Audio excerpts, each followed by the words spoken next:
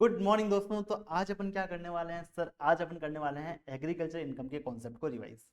पूरा कॉन्सेप्ट अपन रिवाइज करेंगे। इसका क्वेश्चन भी है छोटा सा, और मतलब उसका आंसर बहुत बड़ा है, क्वेश्चन बहुत छोटा सा है, उसको भी अपन फटाफट से यहाँ पे देख लेंगे। चलिए, तो सर सबसे पहले एग्रीकल्चर इनकम का मतलब क्या है? सर एग्रीकल्चर इनकम का मतलब है कि आपकी कोई एग्रीकल्चर लैंड है, वहां से आपको रेंट आ रहा है, वो भी आपका एग्रीकल्चर इनकम माना जाएगा। सर आपने कोई खेती करके कुछ अनाज वगैरह उगाया है, उसको अगर आप बेचते हैं, वहां से जो आपको बस पैसा मिलता है आपको, वो भी आपका एग्रीकल्चर इनकम होगा।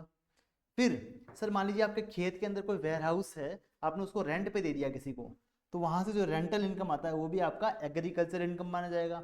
या फिर आप नर्सरी चलाते हैं, वहां से भी आप, नर्सरी मतलब स्कूल नहीं होता है, नर्सरी मतलब होता है वहां पे आप छोटे छोटे पौधे उगा के पौधों को बेचते हैं या फिर उसके बीज बेचते हैं।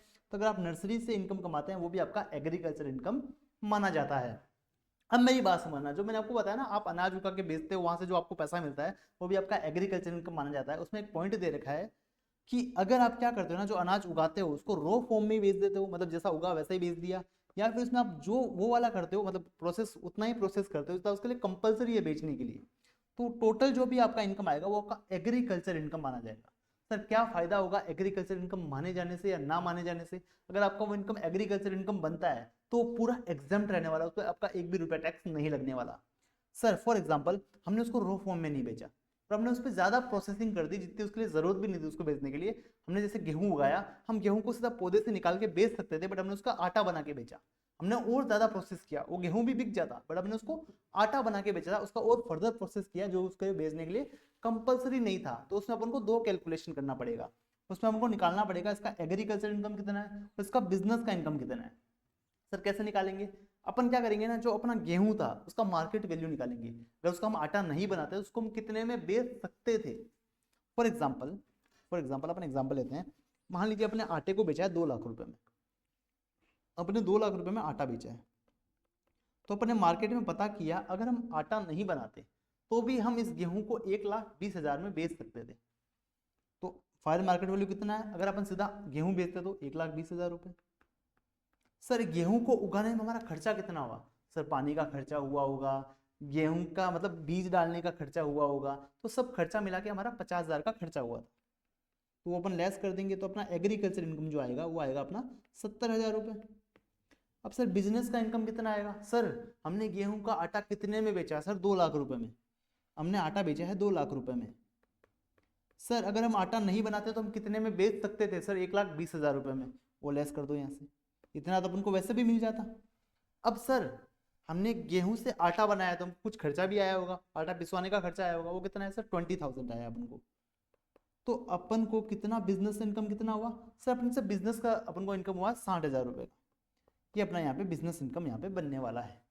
आई होप आपको ये प्रोडक्ट यहाँ पे समझ में आया, आई होप आपको ये चीज यहाँ पे समझ में आई कि इनकम का कंप्यूटेशन अपन को कैसे करना है।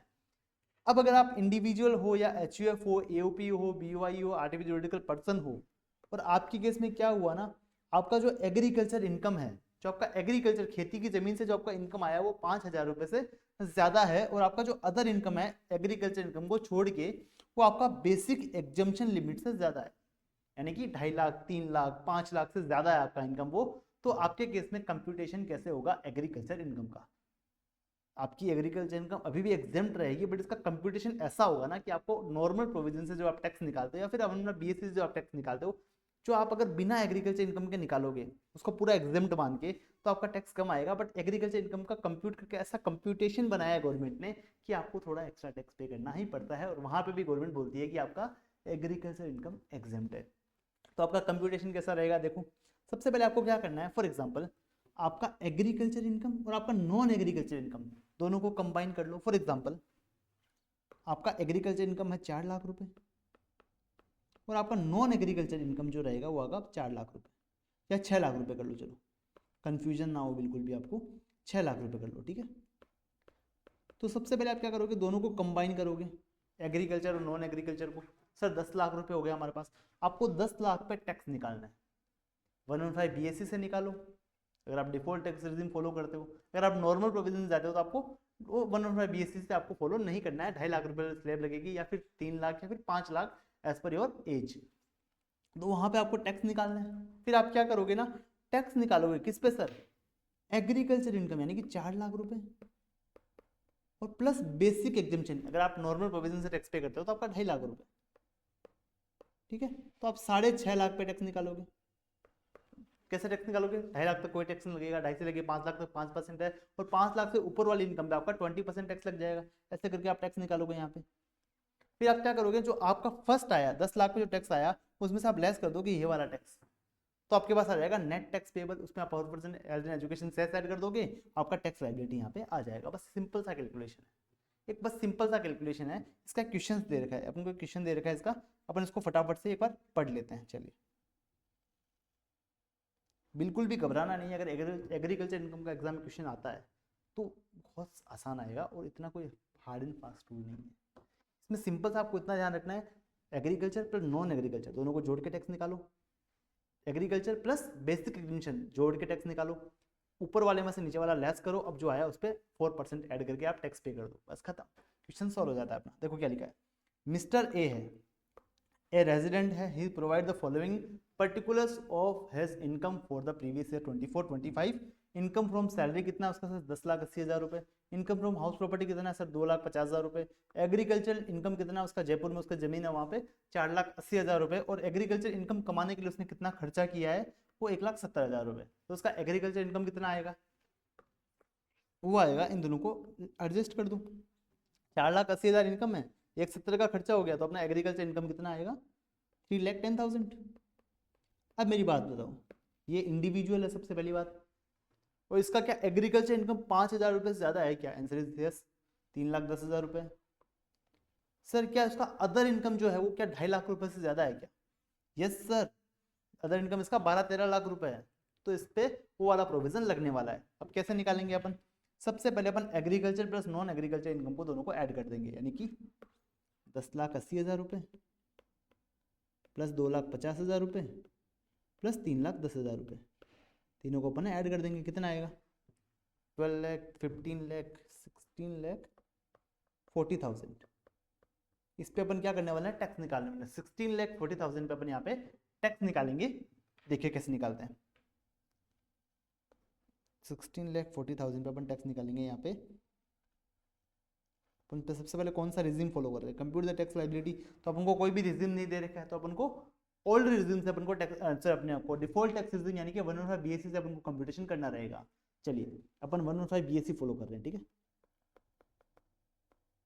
और सबसे पहले कह रहा है आपको मानना है कि इसका एज है 45 ईयर्स, यानी कि 3 लाख तक कोई टैक्स नहीं है। 3 से लेके 7 लाख रुपए तक 5% है, 7 से लेके आगे 9 लाख तक आपका 10% है। ऐसा करके आपको कंप्यूटेशन को आपको सोल्व करना रहेगा। चलिए अपन सोल्व करते हैं। तो सबसे पहले अपन 16,40,000 पे अपन टैक्स निकालेंगे, फिर 7 से लेके 10 लाख तक है ना, पता नहीं 9 लाख को कौन से साल का याद रह गया। 7 से लेके 10 लाख तक आपको 5% 10% आपको टैक्स लगता है। चलिए 3 लाख तक आपका कोई भी टैक्स नहीं है। 3 से लेके 7 लाख तक 5% लग गया, 7 से लेके 10 लाख तक आपको 10% लग गया, फिर ऊपर वाली 10 से लेके 12 लाख तक की इनकम पे आपको 15% टैक्स लग गया, 12 से लेके 15 लाख तक की इनकम पे आपको 20% टैक्स लग गया, और 15 लाख से ऊपर वाली इनकम पे आपका 30% का टैक्स का रेट लगता है। तो आपका टोटल जो टैक्स आएगा वो आएगा 1,82,000। तो अपना जो अपन डब्बा देखा था ना उस समय, ये सेम डब्बा था। तो अपन क्या करेंगे, एग्रीकल्चर इनकम और नॉन एग्रीकल्चर इनकम पे टैक्स कितना आएगा 1,82,000। अब अपन क्या करेंगे, एग्रीकल्चर इनकम और बेसिक एग्जेम्पशन यानी कि 3,10,000 प्लस 3 लाख यानी कि 6,10,000 पे टैक्स निकालेंगे। 6,10,000 पे अपन टैक्स निकालेंगे यहाँ पे। तो 3 लाख तक कोई टैक्स नहीं है, 3 से लेके 7 तक यानी कि जो बचा 3,10,000 पे आपका 5% टैक्स लग जाएगा, अपना टैक्स आएगा 15,15,500। तो अपन टोटल टैक्स में से ये वाला टैक्स लेस कर देंगे तो अपने पास नेट टैक्स लायबिलिटी आ जाएगा, उसमें अपन 4% ऐड कर देंगे तो अपने पास क्या आ जाएगा, टैक्स लायबिलिटी अपना आ जाएगा। आई होप आपको यहाँ तक क्लियर है। सर ये तो अपन निकाला है डिफॉल्ट टैक्स रिजिम से, अब आप नॉर्मल प्रोविजन से भी टैक्स निकाल सकते हो इसका सेम कैलकुलेशन करके। सेकंड, उसके बाद अगर आपका एज 70 ईयर्स है तो पता है आपको क्या होगा, 115 बीएससी में तो कोई भी फर्क नहीं पड़ेगा, बट नॉर्मल प्रोविजन में आपका जो लिमिट था 2.5 लाख का वो आपका 3 लाख का हो जाएगा। बस देखो 115 बीएससी में कोई फर्क नहीं पड़ा, बस आपका नॉर्मल प्रोविजन से आपका क्या हो जाएगा, वो लिमिट 3 लाख का यहाँ पे हो जाएगा। आई होप आपको ये वाला प्रोविजन समझ में आया। बहुत ही इजी कॉन्सेप्ट है, अगर एग्जाम में आया आप इसको अच्छे से आप परफॉर्म कर सकते हो। चलिए थैंक यू।